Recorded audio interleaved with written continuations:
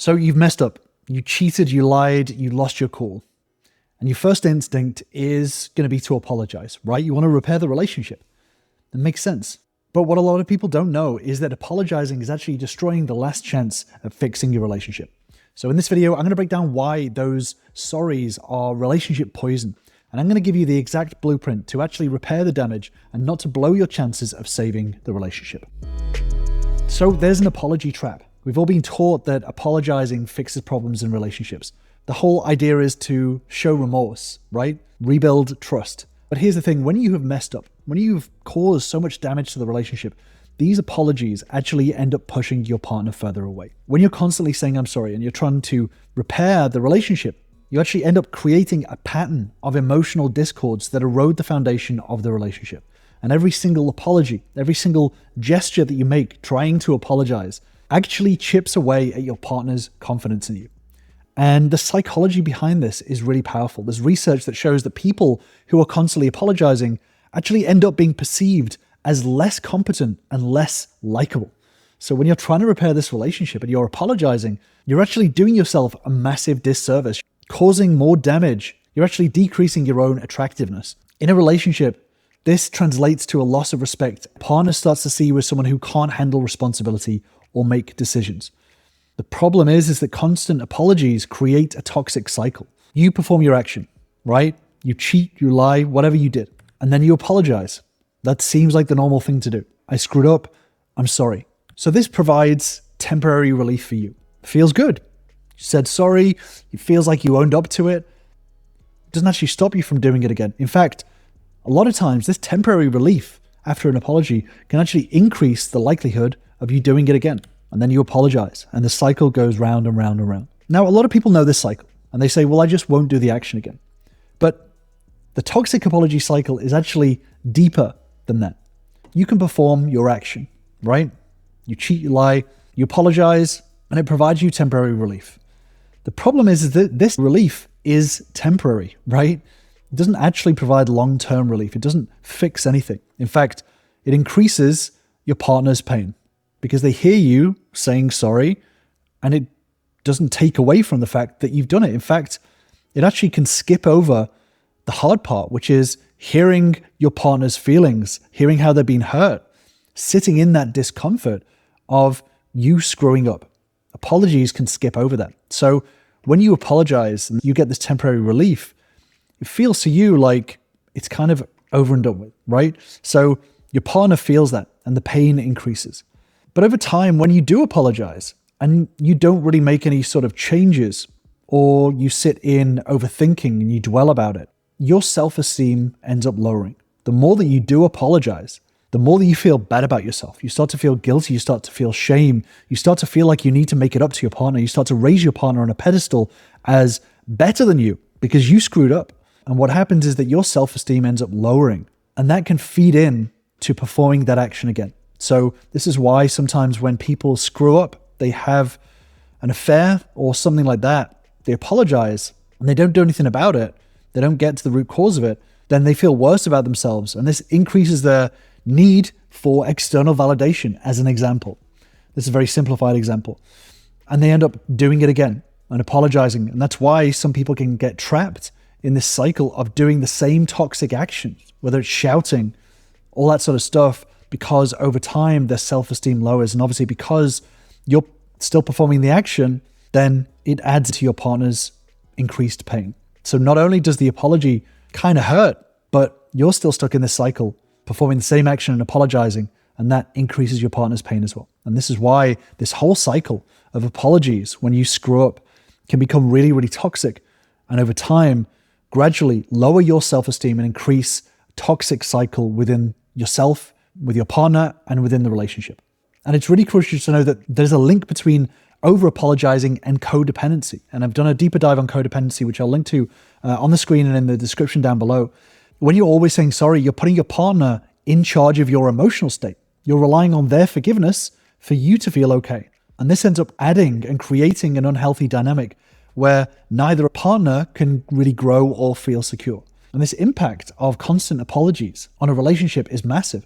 It disrupts the balance of power. It erodes your self-esteem and it prevents genuine communication. So instead of resolving conflict, sitting in the discomfort of your partner telling you how you fucked up, telling you how bad they feel, instead of sitting in that discomfort, it skips over that, right? It skips over and goes to this fix-it mode. So it sweeps a lot of these conflicts under the rug, and it leaves both partners feeling really unheard and really frustrated. So if apologizing doesn't work, what does? How do we break free from this destructive cycle and build a stronger, healthier relationship and repair back a relationship when you've screwed up? The answer is a different approach. There's a phrase, the best apology is changed behavior. Now, I've spoken to a lot of people recently about how to show that they've screwed up. You're trying to maybe win an ex-partner back, or you're trying to repair a relationship with your current partner, or you just screwed up within the relationship and you're wanting to rebuild back that connection. The best apology is changed behavior. Because if you think about it, words are very, very easy. And maybe even your partner has said that to you.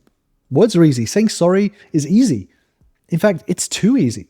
It can be so easy to just jump to the word sorry that as a habit, you've actually skipped over thinking about what you've done, sitting in the discomfort and facing up and taking accountability for that behavior.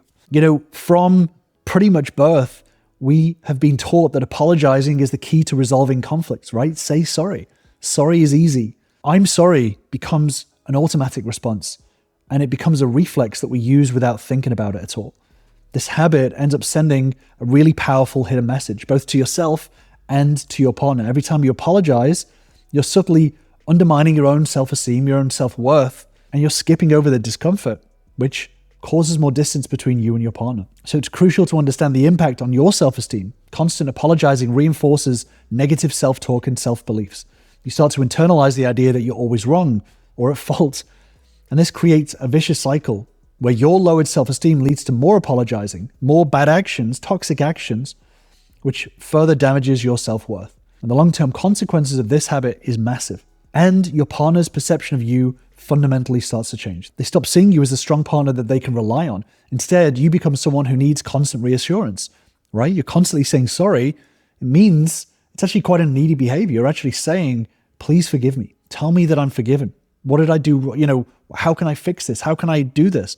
And you actually start to lower your self-worth because you're constantly asking for validation from your partner. And constantly apologizing diminishes the impact of future apologies as well. When you genuinely need to express remorse, saying I'm sorry loses all significance. So if you have screwed up, if you have cheated, you lied, you lost it within a conversation, if you apologize all the time in the first place, then saying I'm sorry now won't have any real meaning to it, right? This is why words are easy, and we say the best apology is changed behavior. Crying wolf doesn't work anymore. So how do we replace apologies?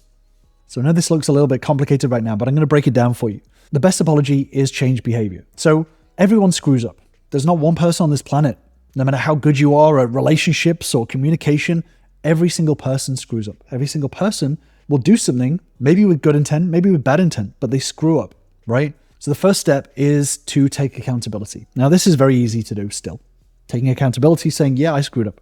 But it's an important step. It's important to understand that whatever you did, whether it was influenced by your partner's behavior, whether it was influenced by somebody else's behavior, whether it felt like you were forced to do it, regardless, if you took an action, then it's on you. So you need to take accountability for that action. But that's not enough to really change your behavior. We can take accountability and not do anything. We can say, yeah, I did that. That's totally on me. And then carry on with life in exactly the same way. So in order to build a better apology, we need to take the time to reflect and deconstruct why. Why did we perform the action in the first place? Did we listen to the wrong crowd? Did we get into our own heads about something? What is it? Why did this happen in the first place? And when we deconstruct these reasons why, we can start to think about our beliefs, our thoughts, our emotions, all of these things add to our actions, right? We perform actions based on our beliefs. Our beliefs form our thoughts form our emotions influence our actions. You know, when we're angry, we do very different things to when we're calm, right? So if you screwed up, you cheated, you lied, why did you do it? Break it down. So for example, let's say you lied because you wanted to get one up on your partner. So you were angry with your partner. What thoughts led to that? What beliefs led to that? Deconstruct it. When you can start to truly take accountability and start to deconstruct why this happened, it's going to be easier to change your behavior. Once you start to take responsibility and accountability for your own emotions, your own thoughts, your own beliefs, it becomes a lot easier to start changing your actions. Because once you start to change these things here and understand the way that you tick, it's much easier to take different actions. And then that pulls you out of that toxic loop, right? Where you're constantly feeling bad about yourself and then performing the same action over and over again. This breaks this loop because you're still going to screw up again. There's still going to be mistakes made, but following this process will lead to less screw ups in the future because you're actually taking the time to understand why, how you did it, and how you can change behavior better in the future. And changing behavior doesn't have to be massive. So getting to the root of that behavior is really, really important. But when you do screw up, changing your behavior can also have short-term solutions as well. This deconstructs the long-term solution, the change of behavior moving forward in order to prevent and minimize this action happening again. And I've been working with a lot of members recently who have screwed up things in their relationship and things have gotten to a bad point. Their default had been to apologize. And what the members have found is that apologizing made things worse. It actually caused more toxicity, which caused the member, before they started work with me, to apologize more. And what it did is it made them feel worse, it made their partner feel worse, and it caused more toxicity in the relationship. So it's really important to understand that there are better ways of showing up in the relationship than simply apologizing, right? So it's learning and changing the behavior. And changing the behavior involves taking a look at your beliefs, your thoughts, your emotions, and as to how they added to your actions in the first place. Once you get to the root of that, then you can start to become a much stronger partner, a much more attractive partner, and a partner that leads the relationship in the right direction. And if you do want to join the members and I, then join me in my relationship bootcamp, where you'll learn the same steps and tools that all my members use to start turning their relationships around. Just click on the link in the description to grab your spot. But that doesn't mean that you shouldn't apologize, right? What can we do instead of saying sorry? How can we take accountability instead of constantly saying the word sorry? Well, now that you've been through this, you can start to reframe your language and the way that you address this moving forward. So instead of apologizing, you can express your intentions for your future behavior. And this is a massive shift, right? So instead of saying, I'm sorry I messed up, you can start to say things like, I recognize that my behavior caused a lot of pain. And I'm starting to deconstruct and take a look at myself as to why. Maybe you've even done that. I've really deconstructed why I did that. And moving forward, I'm going to do things differently. I want to get to the root of the problem and I want to change the way that I do things. So I'm committed to doing things differently this time. This is not going to heal the damage done, but it's the first step into a true apology, which is changing behavior. So you have a plan moving forward on how to do things differently, but also something more effective in the short term to show your partner that you are changing, but acknowledging that change takes time. So it's important to understand that this illusion of apologizing, it feels like it's a short-term thing to do, but this is because it's just some reflexive habit. It doesn't really change anything. There is nothing that you can say or do that will change someone's mind in the meantime. So the best apology is always going to be changed behavior.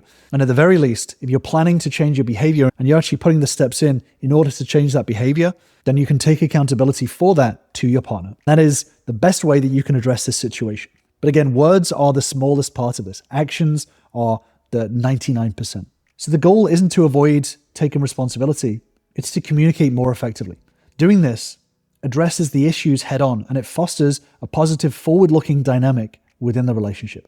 But when you have caused a lot of damage, let's say you have created a lot of toxicity in the relationship, changing your behavior and taking accountability can often fall on deaf ears. In fact, like I said, it can actually cause more escalation. And this is what's known as expectancy bias. So I've done a deeper dive on expectancy bias, which I'll link to on the screen. But expectancy bias is your partner expecting similar behaviors from you moving forward. So even as you change your behavior, they can become more suspicious and give you a lot more pushback in the meantime. So it's really important to understand how to navigate expectancy bias as you move forward in order to repair the relationship in the right way. So I'm going to leave you with that deep dive video on expectancy bias, and I will see you over there.